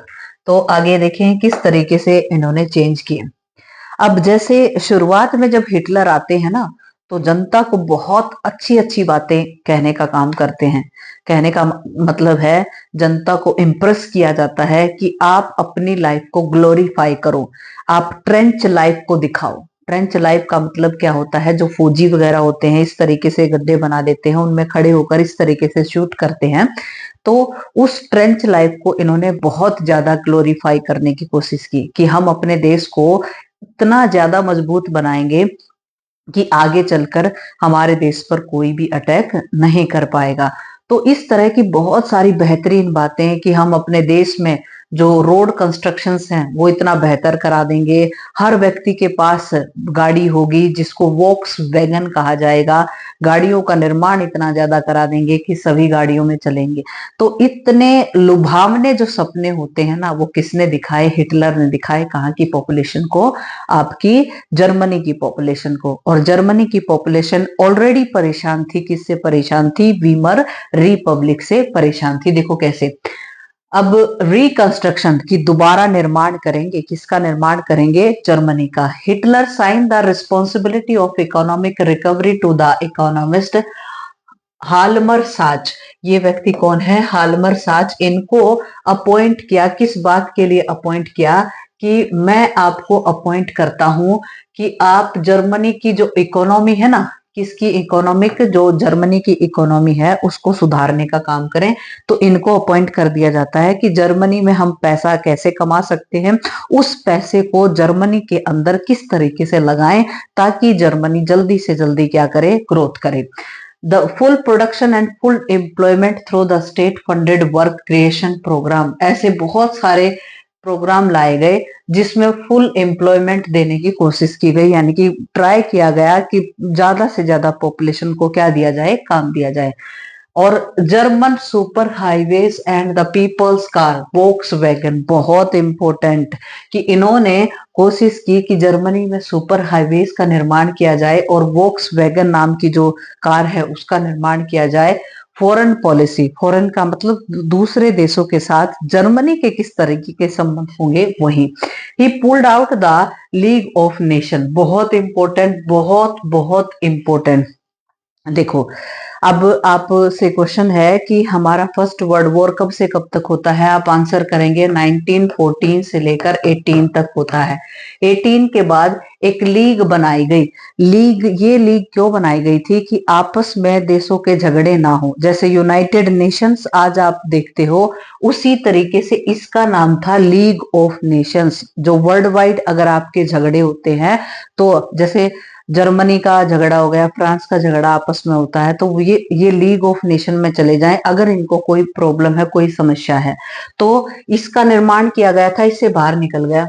कौन निकल गया? जर्मनी। की मैं नहीं मानता लीग ऑफ नेशंस को। और ये कब निकल गया? 1933 में। हिटलर ने कहा मैं नहीं जानता कौन है लीग ऑफ नेशंस। आगे, और रीऑक्युपाइड द राइनलैंड। और राइनलैंड, जो कि आप मुझे कमेंट बॉक्स में मुझे बताएंगे राइनलैंड का हिस्सा किसने लिया था। उस हिस्से को छीन लिया, दोबारा से छीन लिया। अब जर्मनी को दोबारा जोड़ने की कोशिश कर रहे हैं। कौन कर रहे हैं? हिटलर। आगे, integrated Austria and Germany in 1938 under the slogan one people one empire and one leader. और एक नारा लगा दिया। क्या नारा लगाया? वन पीपल, की जनता में एक, जो देश है जर्मनी देश है, उसमें एक ही तरह की जनता रहेगी, एक ही तरह की पॉपुलेशन। वन एम्पायर, एक का ही एम्पायर होगा, एक एम्पायर होगा। और वन लीडर, एक ही उसमें क्या होगा? लीडर होगा। अब इस पर भी ये बहुत बड़ा काम करने वाले हैं। वन पीपल, वन पीपल का मतलब ये एक तरह की पॉपुलेशन की तरफ इशारा कर रहे हैं, जहां पर आगे चलकर ये सेकेंड वर्ल्ड वॉर की आड़ में बहुत सारी पॉपुलेशन को मारेंगे, जिसको जूइस जिप्सीज कहते हैं। देखो आगे, साच साच जो इकोनॉमिस्ट था, जिन्होंने बहुत बेहतर काम किया था, और धीरे धीरे जो जर्मनी है वो ग्रोथ की तरफ बढ़ने लग गया था, जिसका कारण कौन थे? हाल्मर साच थे। और इनके कारण जर्मनी अब एक पटरी पर आने लग गया। लेकिन हिटलर का इरादा कुछ और था। हिटलर क्या चाहता था कि मैं अब जर्मनी पर कंट्रोल करने के बाद मैं फ्रांस की तरफ बढ़ूंगा, या फिर आसपास के जो कंट्रीज है उनके साथ पास बढ़ूंगा, और अपना एरिया है वो क्या करने वाला हूँ? एक्सपेंड करने वाला हूँ। ये हिटलर का सपना था कि मैं पूरे यूरोप पर क्या करूं? रूल करूं। अब उस पर वो काम कर रहे थे, तो सबसे ज्यादा जो अपना पैसा है वो कहाँ पर इन्वेस्ट करते हैं? वो अपनी मिलिट्री पर इन्वेस्ट करते हैं, मिलिट्री के इक्विपमेंट्स पर इन्वेस्ट करते हैं, जो कि बहुत गलत होता है। और हाल्मर ये कहते हैं कि आप इतना पैसा मिलिट्री पर लगा रहे हैं, आप इतना पैसा उनके जो इक्विपमेंट्स हैं उन पर लगा रहे हैं, गलत है, मना कर देते हैं। और साच को ये कह देते हैं निकलो यहां से। कहने का मतलब क्या है? इस तरह के सजेशंस मुझे देने की कोई जरूरत नहीं है। कौन कहते हैं? हिटलर कहते हैं। किसको कहते हैं? हाल्मर साच को कहते हैं। देखो क्या कह रहे हैं, साच versus Hitler. He chose a war as the way out of the approaching economic crisis. In September 1939, Germany invaded the Poland. और बहुत ध्यान से सुनना, जो ये हिटलर थे, इन्होंने साच की बात नहीं मानी ना, और क्या किया? इन सितंबर 1939 में किस पर अटैक कर दिया? पोलैंड पर अटैक कर दिया। अब जब फर्स्ट वर्ल्ड वॉर होता है ना, तो ऐसा उसको ये कहा जाता है कि इसके बाद इतना बड़ा वर्ल्ड वॉर कभी नहीं होगा, क्योंकि लाइफ का और जो प्रॉपर्टी का लॉस बहुत ज्यादा फर्स्ट वर्ल्ड वॉर में हो चुका था। कभी भी कल्पना नहीं की थी कि सेकेंड वर्ल्ड वॉर भी कभी होने वाला है। अब हुआ क्या? हुआ ये कि जर्मनी में हिटलर से रुका ही नहीं गया, वो अपनी टेरिटरी को एक्सपेंड करता गया। तो सितंबर 1939 में सबसे पहला कारण क्या माना जाता है कि उन्होंने किस पर अटैक कर दिया? पोलैंड पर। अगर आपसे क्वेश्चन पूछ लिया जाए कि सेकेंड वर्ल्ड वॉर की शुरुआत किस घटना से होती है, तो वो घटना यही थी कि सितंबर में जर्मनी ने किस पर अटैक कर दिया? पोलैंड पर अटैक कर दिया, और सेकेंड वर्ल्ड वॉर की क्या हो जाती है? शुरुआत हो जाती है। समझ में आया? आगे, द नाजी वर्ल्ड व्यू, बहुत इंपॉर्टेंट। अब यहाँ पर पूरी कहानी हिटलर की चलेगी। हिटलर अपने विचारों को दिखाएगा, अपने क्या है थॉट्स प्रोसेस को दिखाएगा, और सेकेंड वर्ल्ड वॉर की आड़ में जिप्सीज और ज्यूस को बहुत धड़ल्ले से मारेगा। कहने का मतलब क्या है, उस पॉपुलेशन को एक जगह पर इकट्ठा करेगा, जो गैस चैम्बर है उनमें उनको भर देंगे और उनको गैस वहां पर रिलीज कर दी जाएगी और 5 मिनट के अंदर क्या है 100, 200, 500 ऐसे व्यक्तियों को एक साथ क्या कर देगा, मार देगा। और एक तरफ चल रहा है सेकेंड वर्ल्ड वॉर कि भाई वर्ल्ड वॉर में इस तरह के जो व्यक्ति हैं वो मारे जा रहे हैं। लेकिन हिटलर की एक सोच थी कि जो जर्मनी है उसमें सिर्फ आर्यंस रहने चाहिए। आर्यंस का मतलब जिसकी आंखें नीली होंगी, बाल बिल्कुल सीधे होंगे और जिनका अपीयरेंस बहुत सुंदर होगा, वही इस धरती पर रहने लायक है। बाकी जो रेसेस होती हैं या जातियां होती हैं जो इंसान के अलग कलर कॉम्प्लेक्शंस में आते हैं, उनको रहने का अधिकार नहीं है। तो इस तरीके से अब आगे चलकर जो हिटलर है वो देश के अंदर ऐसे स्कूल्स में ऐसे टीचर अपॉइंट करेगा कि जो जिप्सीज को डिफाइन करेंगे कि जिप्सीज का नाक ऐसा होता है, ये सोसाइटी में रहने लायक नहीं है, टीचर क्लास में ऐसे पढ़ाएंगे। तो इस तरह की सोसाइटी का निर्माण किसने किया, हिटलर ने किया। ज्यूस और जिप्सीज को बहुत बड़ी संख्या में इन्होंने क्या किया, मारा सेकेंड वर्ल्ड वॉर की आड़ में। देखो कैसे, The Nazi worldview. According to his view, there is a racial hierarchy that followed the no equality between the people. ये कहा कि जनता में इक्वलिटी नहीं है, सब एक जैसे नहीं है। हम जो आर्यंस हैं वो बेस्ट हैं और बाकी जो ये पॉपुलेशन घूम रही है ये इम्प्योर है, अपवित्र है, पवित्र नहीं है। हम सिर्फ पवित्र हैं, जिनको हम क्या कहते हैं, आर्यंस कहते हैं। His view, blonde blue eyes and the Nordic German Aryans were at the top. उन्होंने कहा कि जिसकी नीली नीली आंखें, नीली नीली आंखें, कोई गाना सॉन्ग हो तो बताना। आगे देखो, Nordic German Aryans were at the top while juice were located at the lowest runs. ये कह रहे हैं कि सबसे नीचे कौन है आपके, ये जूस हैं और जूस इस धरती पर रहने लायक नहीं है, इनको तुरंत मारो। आगे देखें, they came to be regarded as the anti race. ये एंटी रेस कहलाए। रेस का मतलब वो जो रहने वाली जातियां पृथ्वी पर, इंसान की जो जातियां हैं उनमें। The arc enemies of the Aryans. और ये जो जूस जिप्सीज वगैरह होते हैं, ये सबसे बड़े क्या है, दुश्मन है। किसके दुश्मन है, आर्यंस के। अब देखो, Hitler racism borrowed from the thinker like the Charles Darwin and the Herbert Spencer. बहुत इंपॉर्टेंट, ये दो फिलोसफर्स हैं, इनके नाम को यूज किया इन्होंने। क्या कहा, ये दोनों फिलोसफर्स का कहना था कि इस धरती पर जो बेस्ट होगा ना वही सरवाइव कर पाएगा।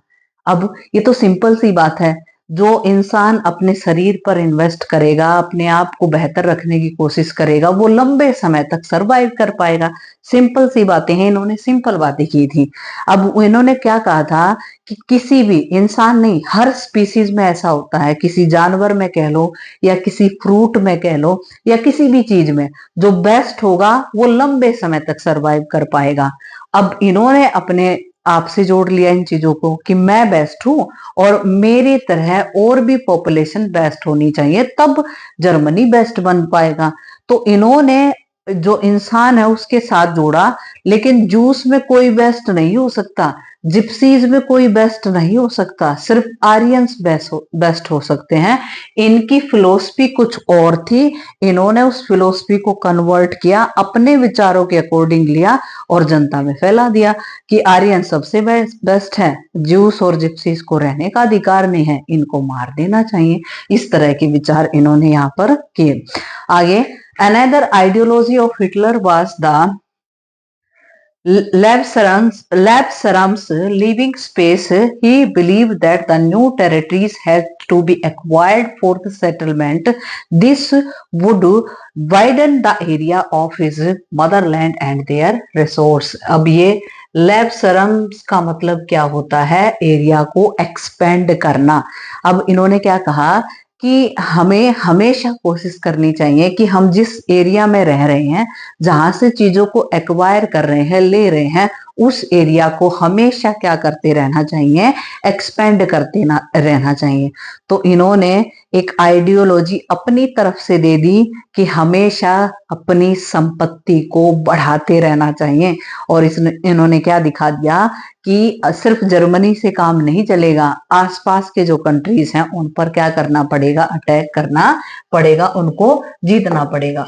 आगे तो ये अपने आप को जस्टिफाई करने की कोशिश कर रहे हैं, अपने आप को सही साबित करने की कोशिश कर रहे हैं। कौन कर रहे हैं, हिटलर कर रहे हैं कि हमें ज्यादा से ज्यादा इलाकों को जीतना चाहिए, ज्यादा से ज्यादा पैसे कमाना चाहिए, ज्यादा से ज्यादा अपने आप को इकोनॉमिक रूप से सुरक्षित करना चाहिए, ये हमारा धर्म है। इस तरह की बातें कह रहे हैं। देखो, establishment of the radical state. One in power, the Nazi quickly began to implement their dream of the creating an exclusive radical community.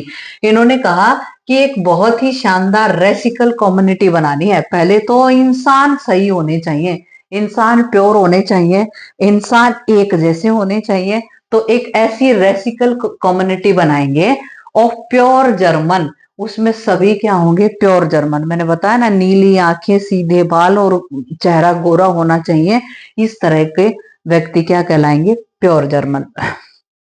पता नहीं क्या फिलोसफी थी कि इन्होंने, जैसे कोई महिला अगर आर्यंस को पैदा करती है तो उनको रिवॉर्ड दिए जाते थे, इनाम दिए जाते थे कि भाई 4 बच्चे आर्यन पैदा किए तो उनको अलग इनाम, 6 बच्चे पैदा किए उनको अलग, जिन्होंने 2 बच्चे पैदा किए उनको अलग।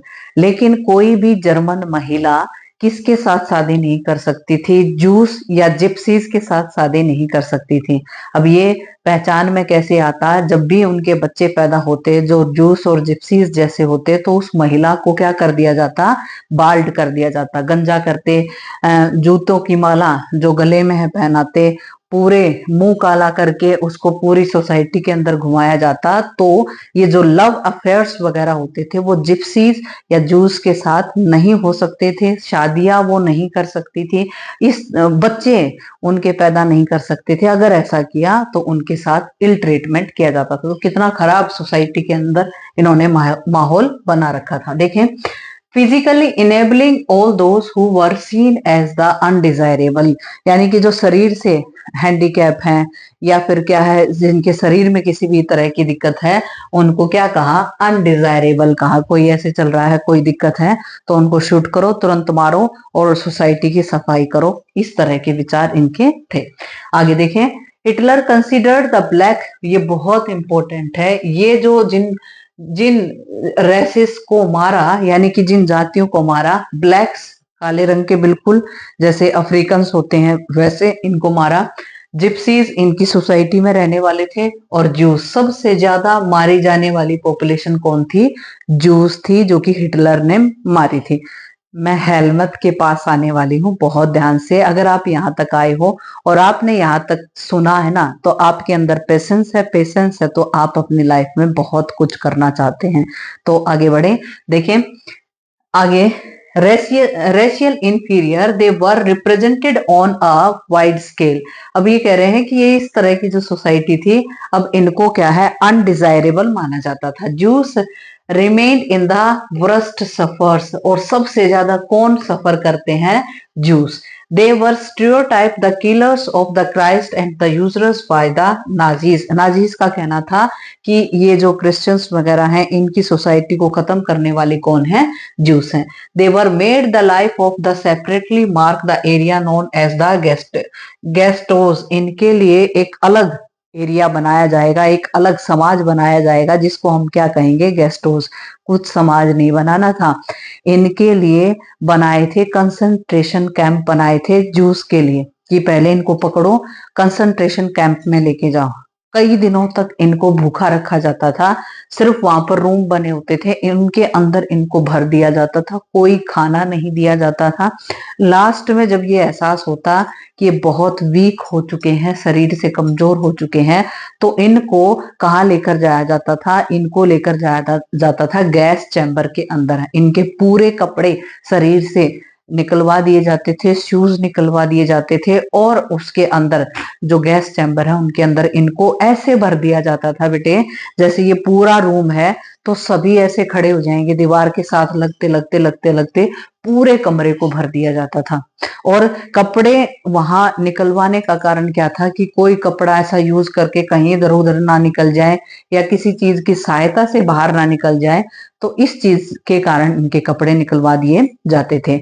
और फिर जो गैस चैम्बर होते थे तो इधर उधर से जो होल बने होते थे उनमें से गैस रूम के अंदर छोड़ दी जाती थी और 10 मिनट के अंदर अंदर इनकी क्या हो जाती थी, डेथ हो जाती थी।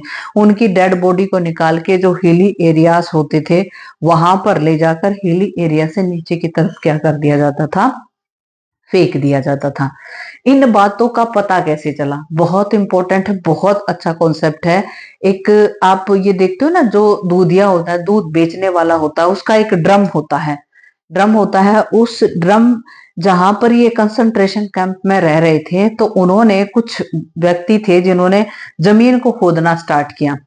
जमीन को खोदना स्टार्ट किया तो वो जो दूध वाला ड्रम है उसमें किसी की पुरानी लिखी हुई डायरी मिल गई। डायरी मिली, उसमें एक पेज है, जैसे कई बार कोई इंसान होता है कि अपने चीजों को प्रिजर्व रखने के लिए किन्हीं चीजों का इस्तेमाल करता है कि मेरी चीजें लंबे समय तक रखी रहें। उसके अंदर उन व्यक्तियों को मिलता है एक डायरी और एक मिलता है पेन। और वो डायरी और पेन उनको मिलने के कारण वो उस डायरी में अपने एक्सपीरियंस लिख के वापस उस ड्रम को वहीं पर दबा देते हैं। उनको पता था कि हम मरने वाले हैं, तय है, हम भाग नहीं सकते, लेकिन उन्होंने अपने लाइफ के एक्सपीरियंस लिख के वापस उस ड्रम को वहीं पर दबा दिया।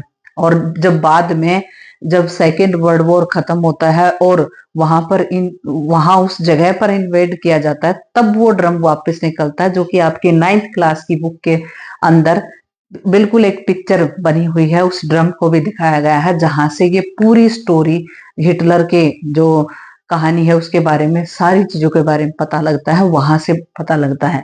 नहीं तो ये इतने प्री प्लान बन के चलते थे कि किसी भी एक व्यक्ति को, जो बाहर का व्यक्ति है, उसको इस तरह की घटना का पता ना लगे कि सेकेंड वर्ल्ड वॉर की आड़ में किसको मारा जा रहा है, जूस जिप्सीज को इनको कंसंट्रेशन कैंप में भेजा जा रहा है या गैस चैम्बर में भेजा जा रहा है। इस तरह की घटना का पता कभी नहीं चलता। तो वो ड्रम जिसमें उन लोगों ने कुछ अपने एक्सपीरियंस लिख के उसमें रख दिए और बाद में जब इन्वेस्टिगेशन होती है तब क्या लगता है, पता लगता है। तो देखो कैसे आगे। कंसंट्रेशन कैंप, ये मैंने आपको बताया, concentration camp and gas chamber were built to the execute them on a large scale, यानी कि बहुत बड़ी संख्या में एक साथ मारने के लिए इनका क्या किया गया था, इस्तेमाल किया गया था। Solution to the Jews problem, ये कह रहे हैं, पता है ये बहुत अच्छे शब्दों का इस्तेमाल करता था, कभी नहीं ये नहीं कहता था कि हम मार रहे हैं। कंसंट्रेशन कैंप का मतलब होता है मुक्ति देने वाला कैंप, ये मतलब होता है। ऐसे ऐसे शब्दों का इस्तेमाल होता था। जूस, द जूस प्रॉब्लम, यानी कि जूस की प्रॉब्लम को खत्म किया जा रहा है, उनको मारा जा रहा है, खत्म नहीं, जूस की प्रॉब्लम को खत्म नहीं किया जा रहा, जूस को खत्म किया जा रहा है। देखो आगे, it could be solve only through their total elimination, और जूस की समस्या को कैसे खत्म किया जा सकता है, इनको बिल्कुल खत्म कर दो, यानी कि जो जूस है उनको बिल्कुल सोसाइटी से, समाज से क्या कर दो, खत्म कर दो। दैट्स कॉल, कि क्या कहलाएगा, ये जूस की प्रॉब्लम को खत्म करना कहलाएगा। आगे, द रेसिकल यूटोपिया और जीनोसाइड, बहुत बहुत इंपॉर्टेंट। जीनोसाइड का मतलब क्या होता है, नरसंहार। नरसंहार का मतलब क्या होता है, बहुत सारी पॉपुलेशन को एक साथ मारना ही क्या कहलाता है, नरसंहार कहलाता है। नरसंहार, नरसंहार का मतलब एक साथ बहुत सारी पॉपुलेशन को मारना। Killing of people under the shadow of war, यानी कि किसकी आड़ में, सेकेंड वर्ल्ड वॉर की आड़ में किसको मारना, जो बहुत सारी जो पॉपुलेशन है उसको मारना क्या कहलाता है, जीनोसाइड कहलाता। बहुत ध्यान से सुनना। अब मैंने आपको बताया था 1939 में सेकेंड वर्ल्ड वॉर स्टार्ट होता है। बताओ, आपको बताना है किस देश ने किस पर अटैक किया था, तब ये वर्ल्ड वॉर स्टार्ट हो जाता है, क्योंकि मैं बता चुकी हूँ। आगे, Poles were forced to leave their home and the property behind the occupied by the ethnic Germans brought from the occupied Europes, और जो पोल्स वगैरह होते थे उनकी जो प्रॉपर्टी वगैरह जो उन्होंने पहले जर्मनी वगैरह से ले ली थी, सारी चीजों को इन्होंने क्या कर लिया, छीन लिया। आगे मेंबर ऑफ पोलिस, पोलिस भाषा बोलने वालों को क्या कहते हैं, Polish. Intelligentsia were murdered in the large number in order to keep the entire people in the intellectually and spiritually servile. अब ये कह रहे हैं कि जो पोलिस पोलिस यानी कि जो पोलिस भाषा बोलने वाले व्यक्ति थे, उनको बहुत बड़ी संख्या में क्या कर दिया गया, मार दिया गया। और पोलिस कौन थे, पोलिस जो पोलैंड में रहने वाले व्यक्ति थे, पोलैंड में रहने वाले व्यक्तियों को भी बड़ी संख्या में जीनोसाइड कर दिया। Polish children who look like the Aryan, और पोलिस में जो कुछ बच्चे आर्यन की तरह दिखाई देते थे, उनको तो रख लिया। किसको रख लिया, उन बच्चों को रख लिया। और क्या किया, like Aryan were forcibly snatch from their mother and the examine by the race expert. और जांच करने आते थे, कोई स्पेक्टिकल्स लगा के ये देखते, ये क्या है, आर्यन लग रहा है बच्चा, ये नहीं लग रहा, ये लग रहा है, ये नहीं लग रहा, तो लग रहे हैं, उनको अपने पास रख लिया, बाकी को क्या कर दिया, उनको मार दिया या फिर उनका जीनोसाइड कर दिया। इस तरीके से किया जाता था।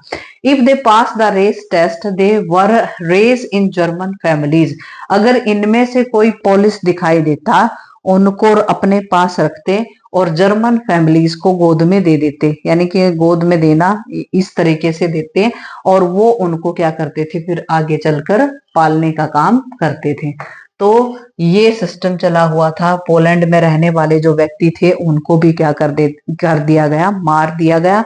जो आर्यन की तरह बच्चे लगते, उनको अपने पास रख के और जर्मन आर्यंस को दे दिया गया, जो कि बहुत गलत था। आगे आगे आप देखें, जो आपका जर्मनी था, उसमें छोटे छोटे बच्चों को फौज वगैरह में ही शामिल कर लिया जाता था। बहुत ही कम एज में उनको क्या किया जाता था, फौज के अंदर ट्रेन करना स्टार्ट कर दिया जाता था। तो किस तरीके से उस फौज को तैयार किया जाता था और कैसे, देखें, youth in the Nazi Germany, all schools were cleaned and the purified by. ये कह रहे हैं कि सभी स्कूल्स को क्या करना है, साफ सुथरा करना है, प्योरीफाई करना है। लेकिन क्यों, देखें, good German children were subject to the process of Nazi schooling. यानी कि अच्छे अगर आप अपने बच्चे को बनाना चाहते हो, तो कैसे स्कूल, कौन से स्कूल में पढ़ाएंगे, नाजी स्कूलिंग देंगे आप उनको। और आप prolonged period the ideological training, और ये एक लंबे प्रोसेस के बाद जो विचार है ना, हिटलर के ही विचार देते हुए, आइडियोलॉजी देते हुए, उनको क्या करेंगे, बड़ा करेंगे अपने बच्चों को।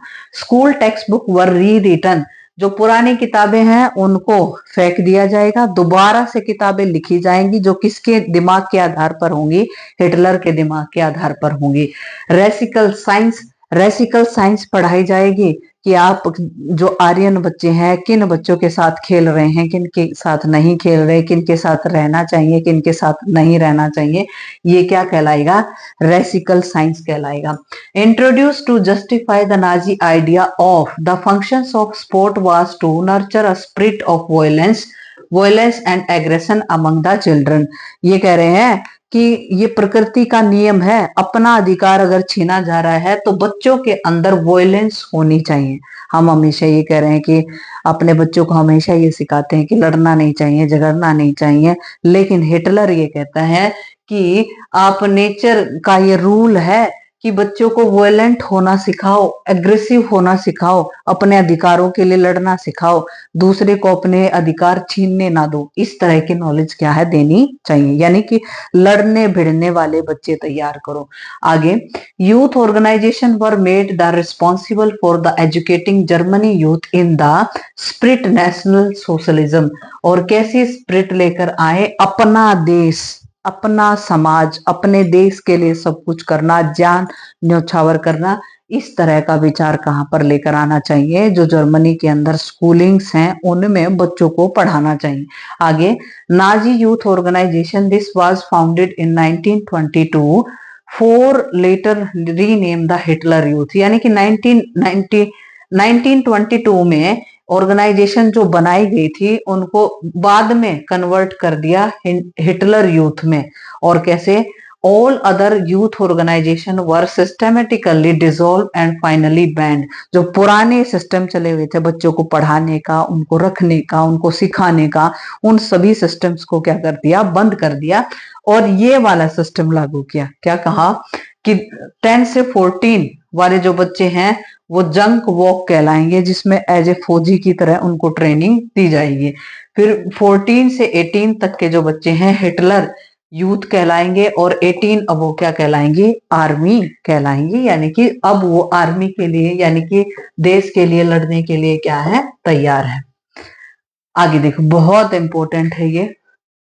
अब लड़कों को तो ये बता दिया कि आपके मन में ये होना चाहिए कि देश के लिए लड़ना है, देश के लिए ट्रेंच लाइफ को ग्लोरीफाई करना है, अपने आप को मस्कुलिन बनाना है, बहुत मजबूत बनाना है। लेकिन लड़कियों के लिए या महिलाओं के लिए क्या विचार थे हिटलर के, वो भी आप देख लेंगे। देखो क्या कह रहे हैं, बॉयज एग्रेसिव होने चाहिए, मस्कुलिन होने चाहिए, ब्रेव हार्टेड होने चाहिए। गर्ल्स क्या होनी चाहिए, देखो girls good mother and the rear pure blooded Aryan children. महिलाएं लड़कियां ऐसी हों कि वो अच्छी माँ बन पाए, यानी कि अपने बच्चों का अच्छा पालन पोषण कर पाए, और वो बच्चे भी सिर्फ कैसे पैदा करें, आर्यन चिल्ड्रन पैदा करें, वो किसी भी और स्पीसीज यानी कि जो रेसिकल डिफरेंस जो होता है उनके साथ अपनी शादियां या फिर लव अफेयर्स इस तरह से ना करें। Girls were to be become the good mother and rear the pure blooded Aryan children, Aryan children को वो पैदा करें। Maintain the purity of race, किसी के साथ दूसरी जो रेस वाले व्यक्ति होते हैं उनके साथ अपने जो रिलेशंस हैं वो ना बनाएं। आगे distance themselves from the Jews, किससे दूर रहें, जूस से दूर रहें। लुक आफ्टर द होम, अपने परिवार को देखें। And teach their children Nazi values, और अपने बच्चों को कैसी वैल्यूज सिखाएं, नाजी वैल्यू मतलब हिटलर के विचारों को बताएं अपने बच्चों को। women who bore racially undesirable children were punished and those who produced the racially desirable children were awarded। ये कह रहे हैं कि जो महिलाएं उनकी रेस से बाहर बच्चे पैदा करती हैं, कहने का मतलब आयरन्स को पैदा नहीं करती, जूस को करती हैं, जिप्सीज को करती हैं, या फिर ब्लैक बच्चे पैदा करती हैं, उनको क्या किया जाएगा, पनिश किया जाएगा।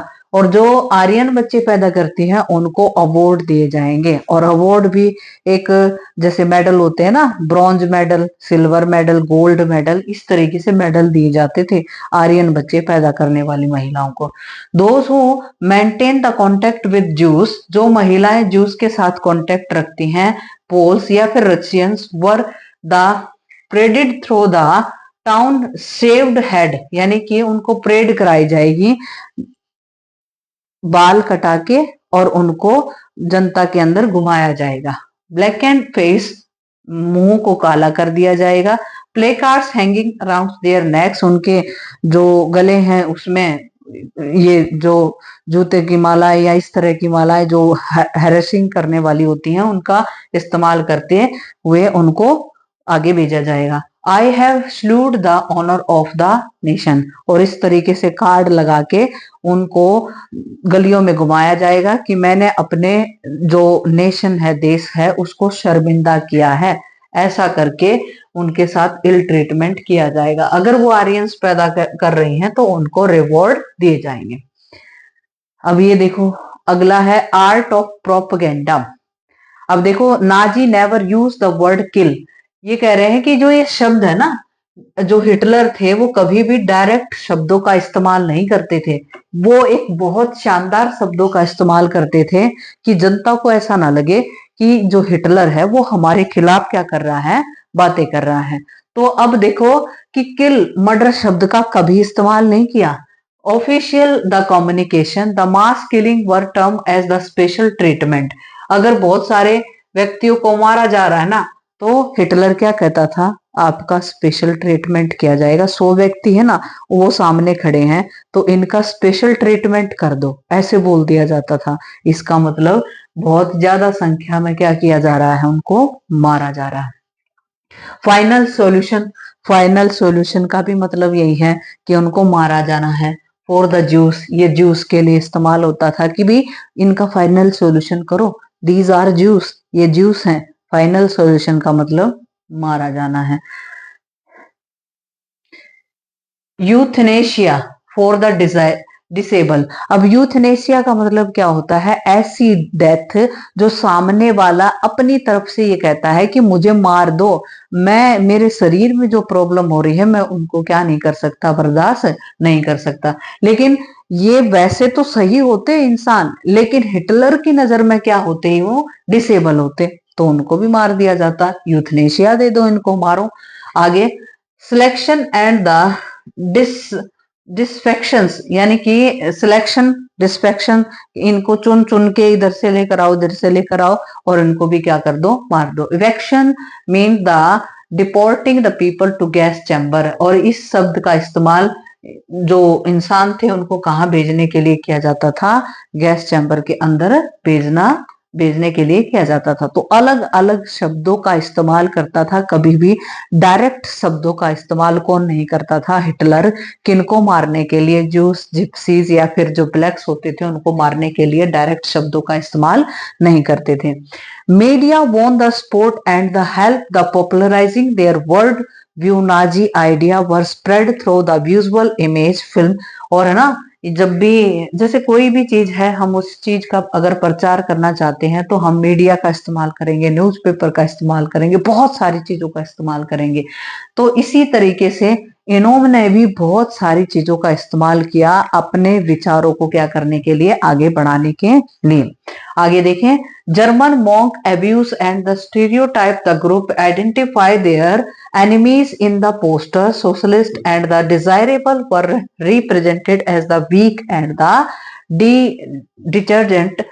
Orthodox Jews were shown with the beard wearing फ्रान, ये फ्रान इनके कपड़े वगैरह पहनने का तरीका है कि इस तरीके से जो जूस वगैरह है, जैसे लंबे लंबे कुर्ते होते हैं, उस तरह की जो ड्रेसिंग सेंस होती है उनको पहचानने के लिए पोस्टर वगैरह बना दिए जाते कि ये जूस की अपीयरेंस है, ये आर्यंस की अपीयरेंस है, ये जिप्सीज की अपीयरेंस है। उनको अलग अलग अपीयरेंस को दिखाने की कोशिश की जाती थी।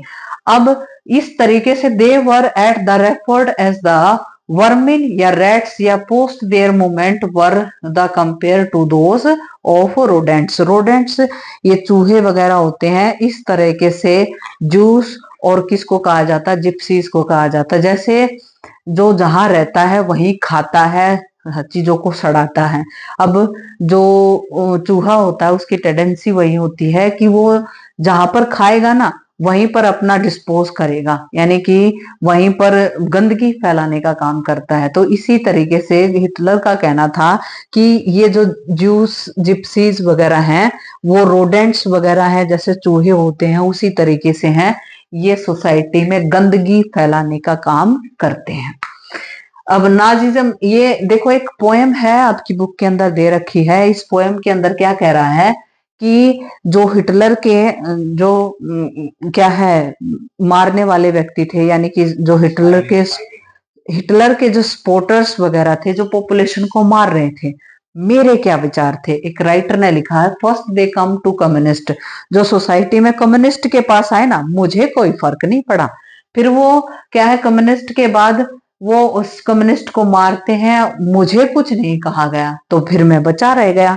फिर वो क्या है, सोशल डेमोक्रेट्स के पास आए, उनको उन्होंने मारा, फिर भी मैं बच गया। अब ये कह रहे हैं सोशल डेमोक्रेट्स को भी मार दिया, और फिर ट्रेड यूनियनिस्ट जो व्यापार करने वाले व्यक्ति थे उनको भी मारा, लेकिन मुझे कोई फर्क नहीं पड़ा। तो कहने का मतलब क्या है, यहाँ इस कहानी में ये समझाने की कोशिश की गई है कि अगर सोसाइटी में एक कम्युनिटी के साथ गलत होता है ना, तो सही व्यक्ति को अपनी आवाज उठानी चाहिए, उसके खिलाफ बोलना चाहिए। मैं अपनी बारी का इंतजार करता रहूं, ये सबसे गलत है, क्योंकि हो सकता है कि उनके खिलाफ बोलने वाली कम्युनिटी जो है वो तब तक सारी की सारी क्या हो चुकी हो, खत्म हो चुकी हो, और आप लास्ट रह गए हो। तो इसी कारण सोसाइटी के अंदर जब भी गलत होता है तो आपको आवाज जरूर उठानी चाहिए। तो इसी तरीके से ये कहा कि जब जूस, जिप्सीज या फिर कम्युनिस्ट या इनके साथ जब इल ट्रीटमेंट हो रहा था तब मैं अपने आप को सुरक्षित समझ रहा था, लेकिन मैं तब भी सुरक्षित नहीं था। ये इस पोएम में बताया गया है, ज्यादा कुछ इसके बारे में पूछा नहीं जाता, लेकिन आपको पता होना चाहिए। आगे देखें, ये कुछ राइटर्स वगैरह है बेटे। तुमने फ्रैंक एने का नाम सुना होगा, एने फ्रैंक का नाम सुना होगा, जिन्होंने अपने इन विचारों के बारे में लिखा है और उन्होंने बताया है कि किस तरीके से जो सोसाइटी है उसमें भेदभाव होता था, मैंने अपनी लाइफ को कैसे जिया और मैं किस डर में जी रही थी। उन्होंने, एने फ्रैंक वगैरह ने इस तरह की बातें लिखी हैं।